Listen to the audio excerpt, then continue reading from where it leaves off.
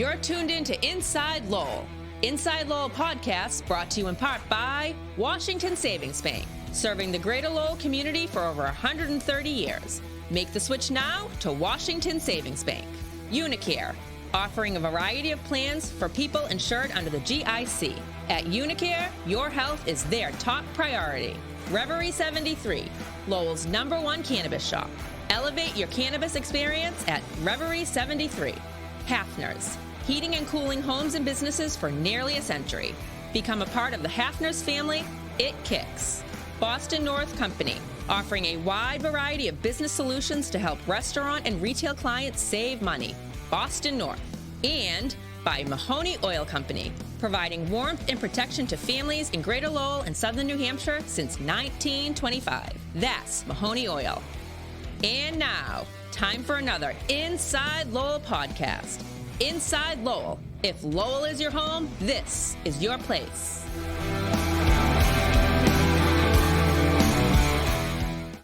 Hello, welcome to Grapefully Yours Wine Podcast, coming to you from the beautiful, luxurious downtown studios of InsideLowell.com in beautiful downtown Lowell.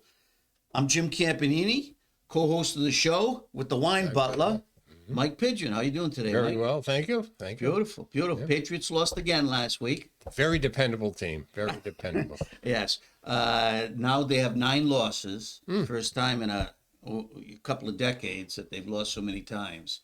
You know, but the way they lose is such. They found inspiration in the way they lose. Every week it's a different story. What's coming next week? A safety, probably.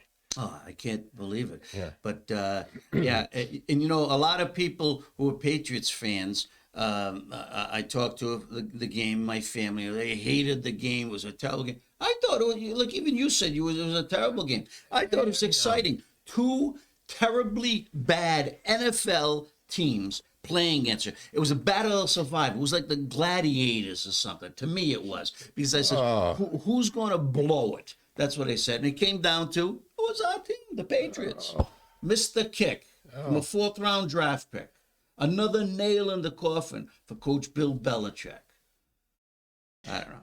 Like one of the Globe sports writers said, it's a good thing he missed that field goal. Otherwise, we'd have to suffer through another 5 minutes of football, probably. Oh, man. But anyway. Well, whatever. This is a wine show. Teddy Panos, the owner of this InsideLowell.com. Teddy's he's producing our show. How you doing, Teddy? I'm great, Jim. Beautiful. Go see Teddy at the Athenian Corner. Now's the time to have your holiday drinks and cocktails and some dinners right there at the Athenian Corner. You know, and I won a charity auction. I told you about that. Yeah. Martinis, a martini class with Teddy Panos. It was for the that was for the YMCA, right? The YMCA.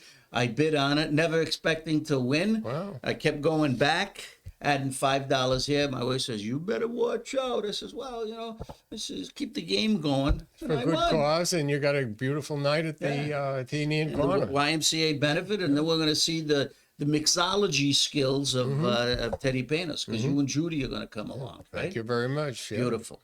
Okay, so today, you know, we're heading into December, a big holiday season. I want you people to be aware of, now is the time, if you're going to consider giving wine as a gift, okay, and want to do something special, there's a lot of deals going on out there at your local wine store, you know, in New Hampshire. I mean, the Wine Connection always does a great job. New Hampshire always packages it. Look for the 2-for-1 deals. Okay, where you can get them sometimes for under $30, wines that are, you know, maybe $10 to $15 more, but they package them together. You get a white wine and a red wine, you know. Sometimes they might even put it in a little box for you together. If not, you can get your own box, package it together. My wife likes to put them in a little basket. You know, she gets a little basket at Michael's for $2 or $1, puts them in, puts some cellophane over it, wraps them up, right? Makes them look very, very nice. So today we're going to start off with 2 wines that these weren't packaged. I got these from a good friend of mine, Shelley Sonkin, who's at Colangelo Partners in New York. She said, Jim, we just got the new Cantina Zaccagnini Pinot Grigio, and one of my favorite, Montepulciano d'Abruzzo. And she sent me these bottles to try. Well, I've been a big fan of them. Mike, you have? Mm-hmm. They're served at one of the local restaurants. I'll say it's in Tewksbury. It's the house wine. Always very delicious with the food and inexpensive. And it's not going to break your budget. Like I said, both these wines, you can get them for under $15. Sometimes they're on sale, $12.99 or whatever. But you can put them together if you want. But we get the Pinot Grigio and we get the Montepulciano d'Abruzzo. What are your thoughts on? You've tasted these wines at that restaurant. What do you think? They're good wines. I'm not a connoisseur like you, truthfully, but they have such good food. Any wine I think you'd have would make it taste better if they worked both ways. But they're good wines. They're nice wines. Well, we can debate the term connoisseur. You like wines? Didn't she just have wines from her homeland in Italy or something? Though did she expand her wine list now? I think she did. Yeah, I think everybody expanded their wine, the difference, but she did. But the thing that gets me is these are from Abruzzo, the province of Abruzzo in central Italy. A little underappreciated, and yet they produce great wines. It's a great farming community. A bit mountainous, the region, but the Montepulciano d'Abruzzo is their number one primary red grape. Okay, Montepulciano, and it's just a fantastic wine. So not to be confused, with Montalcino. With Vino Nobile di Vino Nobile, Montepulciano. that's what Caponetto. Yeah, which comes from Tuscany, around the Chianti, the zone and stuff. Okay, that's a whole totally separate wine, made from Sangiovese. Okay, this is a grape. Montepulciano d'Abruzzo is its own grape. But first, we're going to taste the Pinot Grigio. What grape is it then? That's the name of the grape. Montepulciano d'Abruzzo. Vino Nobile di Montepulciano is a wine. That's where it's not a grape. The wine is made from Sangiovese. So this is the name of the wine and also the grape. Okay? Are you confused enough? Yes. Okay. Well, let me unconfuse you. This is Pinot Grigio. This is a white wine, Pinot Grigio. Okay? That I know. So why do you like? I mean, your wife loves Pinot Grigio. My wife loves Pinot Grigio. You tolerate it. You drink it. I see you drink Pinot Grigio. Yeah, I like Pinot Grigio. It's just clear and sharp, acidic a little, but nice and cleansing, like without heavy oak. I get disappointed sometimes if I have a Chardonnay, and it's heavily oaked. Yeah. I like a Chablis or a Pinot Grigio, a nice, clear cut, sharp, cleanses me nice next bite. Yeah. Well, I have a love-hate relationship with Pinot Grigio, as you know, because I don't like acidic wines. I mean, very, very acidic. I like acidic wines that are mildly acidic, that can go with food. Go cut through the sauces and stuff like that. And there are a lot of white wines that do that. But some producers make Pinot Grigio too acidic. I can have one glass of it and then that's it. I can't drink two glasses. Yeah, understood. The Cantina Zaccagnini Pinot Grigio is a little bit milder, which I like. Not that it's any less a Pinot Grigio. It's just that it's made stylistically a bit different. I can tolerate it, and it's pretty good. So, another thing with Pinot Grigio, like Mike says, the color. You look at this, it's almost translucent. You can see right through the bottle. It tastes like it looks. It's like very, very pale gold. Gold, very, very pale. So let's have a sniff. Very aromatic. And pear. Yeah, very good, pear. Mike. Yeah. Very good. A lot of pear, citrus, but Floral, white flowers. I like you know? it. See, next to a You're ahead of me. Chablis, I'll take that as a white. I know that's completely different, but nice and sharp and clear. So what can I expect? What do you like, Bud? What's it taste like? Well, as I said, you get the strong pear. Taste what it smells like. Yeah, and it's not as sharp as other Pinots. It actually has a Comfortable. It's medium body, but it's actually got like a round taste. Yeah. And For someone that likes Pinot Grigio, they'd love that. Yeah, I think. I would be surprised if this is might have a touch of oak. Okay, we won't see it on the bottle, but most of these Pinot Grigios are stainless steel. They're fermented in stainless steel to keep that clean taste in there, keep it ripe, fresh, fruity. But this almost has a nice soft texture. Yeah. It probably doesn't see any wood, but they do get that nice. You know what they do? They might have done. They might have kept it on the skins a little longer. Although you don't see that in the color, because when you put the juice and keep it on the skins a little, it would get a little more extract, which adds color and a little taste to it. They change the definition a little bit. Yes. But this Pinot Grigio, I tell you, it's medium bodied but light, airy, and it has a nice taste profile to it. And like Mike said, the aromatics. There is a nice pear and white flower orchard background, a little orange rind. It's really, really nice. So for the price, it's pretty good. What was it again? 22 or something? You can get it. It ranges between $12.99 to $15.99. Wow. Yeah. Every wine is Pinot that. Grigio. I saw some places selling this for $18.99. Yeah. Okay, which was a little out of the. For Pinot, Not to say it's not worth it for the producer, but it's a high-end price. look for it. Yeah, look for it on sale. You can get this. You can get a better deal if you go to the Wine Connection. In North Andover, they're pretty good. Okay, the Oakdale store in Tewksbury. They've got a good buy on it. So I really like this Pinot Grigio, from the Abruzzi, the province of Abruzzi, which is I think 100% now, close to 100%.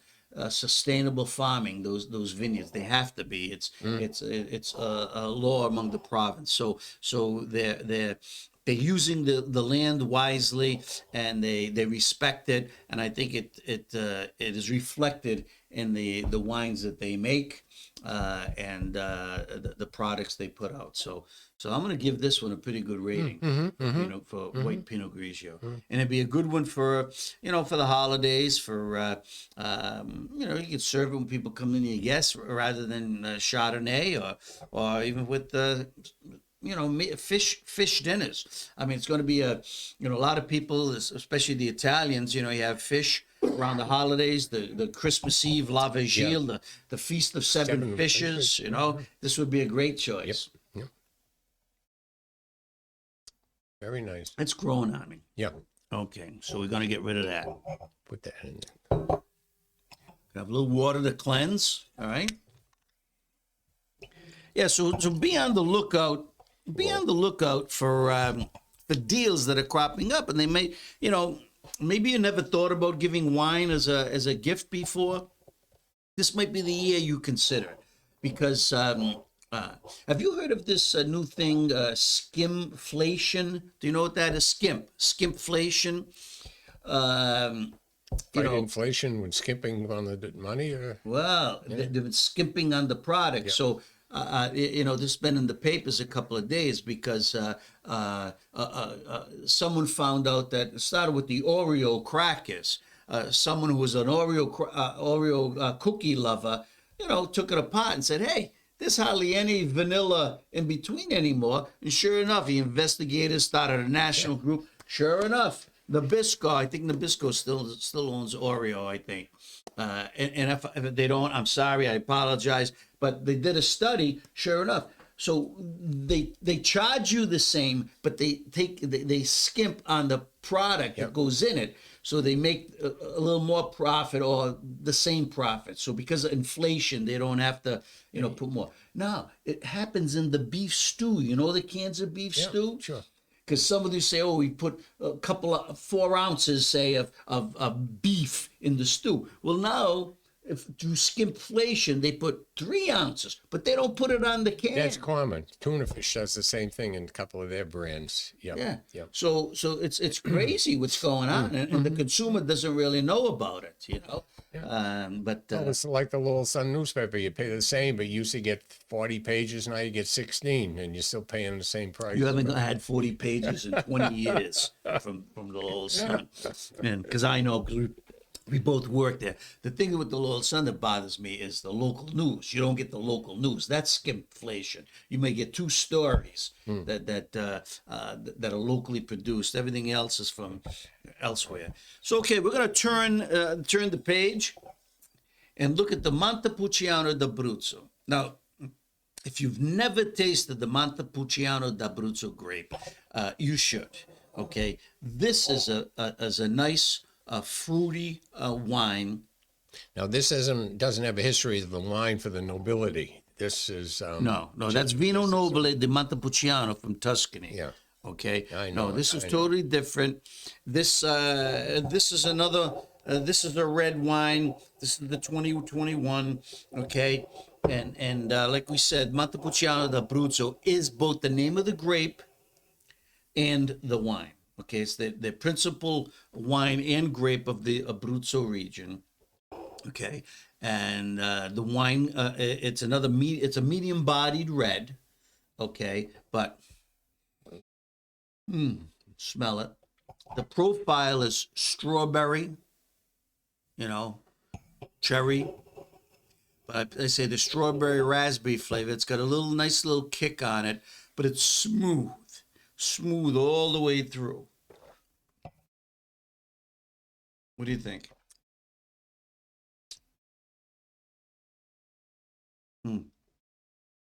This one. Yeah. I think the Montepulciano d'Abruzzo, you see how it ends dry, it hits your palate, it gives you that little, your eyes open up a little because it's got fruity flavors. Then you get that mid palate, and it starts to even out, and then it ends nice and dry. But it's got a good flow, medium acidity, but a nice drinking wine. This is an easy drinking wine. Yeah, bolognese, a pasta dish. I can taste it. It makes me think. The food. Yeah. I like the gnocchi. The cheese gnocchi. With a light red or pink sauce over the top. But speaking of, I'm ready for my entree. Speaking of, now's the season now too with holiday movies and stuff. Netflix, Prime. So I watched one the other night. I think it was an older movie, like from 2018, The Feast of Seven Fishes.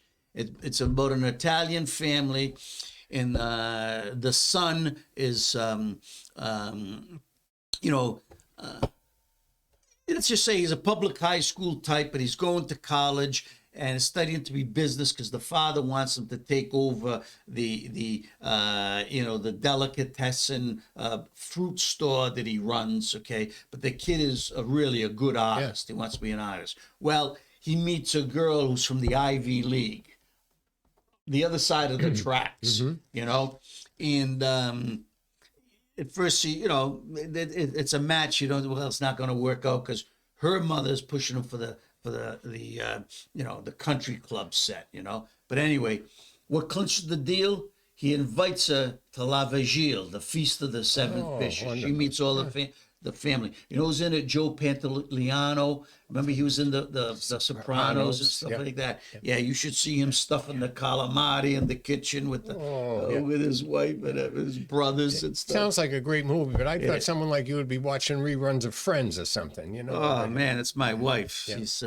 But yeah, so I tolerate that, and then she watches the Feast of the Seven Fishes with me, you know. So, but really good movie because you could almost they do the fish dinners and everything, and you know you could almost smell it through the TV. I mean, I lived through many of those when my mother was alive, and you know, my niece has taken up the cause, and Mary Lee and I will go down to Rhode Island, and my brother will come, my sister and stuff. But you know, it used to be a great evening. You know, all the different the smelts, the squid, the stuffed calamari. You know, the shrimp, the casserole. Oh, fantastic! See, I'm getting misty eyed thinking about it. Those are great times around the table. I don't think people do that today, and it's lacking. It's too bad. Yeah. So, your recommendation on the wine? What do you think? Very good. Yeah, very nice. So it's a good red wine. Yeah. So whether a holiday gift or not, these are two wines that could fill in on your holiday table with all the different foods and tastes. You got a nice fruity but dry Montepulciano d'Abruzzo, great red grape. You can see the little. This is the trademark of the producer. What is that? Okay, well, it's to show you the little, you know, the forest, the trees, you know, the land, the ruralness of the land and stuff. And this is where this you know, the wines are produced, and their reverence for both the land and the grape. Very nice. Okay? Nice touch. Yeah. So it's very, very nice to look at. Okay, so we're gonna put that away. And while we close the show, I just wanted to what did I do leading up to Thanksgiving? You know, I try a lot of different wines and something different. And we talked about, you know, Chardonnay is a big and a good wine for the holidays. I mean, some people like it oaky and creamy. Other people like it, you know, unoaked and stuff. You know, by this month of the year, December, I've run my course with Chardonnay. You know, I did have a Chardonnay on the table, Drew Bledsoe's Elizabeth, which is excellent for Thanksgiving. You know, but I tried different things, and one of the great wines underutilized, Ribolla Gialla. Okay, Gialla, it means yellow in Italian. This is from Cantina Piuarti. This is from Venezia Giulia, the region which is on the eastern border of the Veneto region, right up against Slovenia. Okay, Slovenia. All right. This is an ancient grape, boy, and it is fabulous. Sam Messina at the Wine Connection, you know, he put me onto this, you know, and what a fabulous taste. I mean, this is unoaked, but they also do it in the more complex structured style. They give it a little oak, okay, for people who like that, you know, a little a woody taste to it. But I like the unoaked version. But if you really want to try something fascinating from the Veneto region, like I said, this grape dates back to the 13th century when it was, you know, discovered in the region, and it's a real classic. Spicy. It's got a nice spicy taste to the very aromatic, but the profile it's fruity, citrusy, you know, and I think you'll really enjoy it. $16.99. I tell you, you put this on your table. The texture is velvety smooth. I think guests will be saying, "Where did you get this?" You know, it's a beautiful bottle and a substitute. If you're tired of Chardonnay and that taste, that oaky taste, try something where you get 100% expression. You know, a true grape that goes back to the 13th century. It's fantastic. So that's one. The other one, you know. Oh, Valpolicella. Yeah. One of our favorites. Mike and I met the Mary Lisa Allegrini about 5 years ago. We did an interview up in New Hampshire. She was a fascinating woman. Isn't she? The history of the Allegrini family, dates back to the beginnings of Venice and stuff. But they know their stuff. And this is Valpolicella. It's from the region. See, Valpolicella is a region in the Veneto, central Veneto, and this is the same grapes that go in this bottle: Rondinella, Rondinella, Asaletta, and what's the other? I can't pronounce Molinari. Okay, Molinari. yeah, Molinari. All right, 3 grapes that go into this blend. But talk about a cool, enticing, enchanting wine. And when it's aged for about 3 years, it becomes Amarone. Okay, they dry out the grapes, before they blend them and stuff, and they squeeze the extract. But this is another one, great, delicious wine with. It would have been a great, I tasted it before Thanksgiving. Would have been a great accompaniment. It's selling it for $14.99, $3 under its regular price, okay, in some local stores around here. But if you want another fascinating wine, give this a shot. So we put a lot on your plate today. Yeah. And another big announcement. One of our favorites is coming in 2 weeks. Daisy Zouzas. She'll make a return. We're going to talk about sparkling wines for the holiday. Mm-hmm. You had a great Christmas show with her last year, pre-holiday show. She told me to dress up because she's going to dress to the nines. That's Daisy, beautiful, beautiful woman. Yeah. So I'll bring in some sparkling wine, and maybe Daisy bring in one of her favorites, and we'll talk about some holiday sparklers that you might consider for entertaining or for your dinner. Okay? Any closing thoughts, Mike? Yeah, I'd like to thank my good friend Bobby Burns, who went over to Italy and Sicily for 2 weeks, and she loved Sicily. And she was so thoughtful. She brought me back a bottle of Zisola, Zisola, Zisola. I'm not sure how to pronounce it. And it was a lovely red wine, and I thought that was so nice because that's a lot to carry back. I'm sure she maybe bought a bottle for herself or somebody else, but I had it the other night. It was delicious. Beautiful. Good wine. Well, that's good. Thanks. She loved Sicily. The bad part of the trip was the day they had to come home. That was it. She said, I wish I could have stayed another month. Well, I've never been to Sicily, but the wine gods were planning. Said it was great. So we'll see.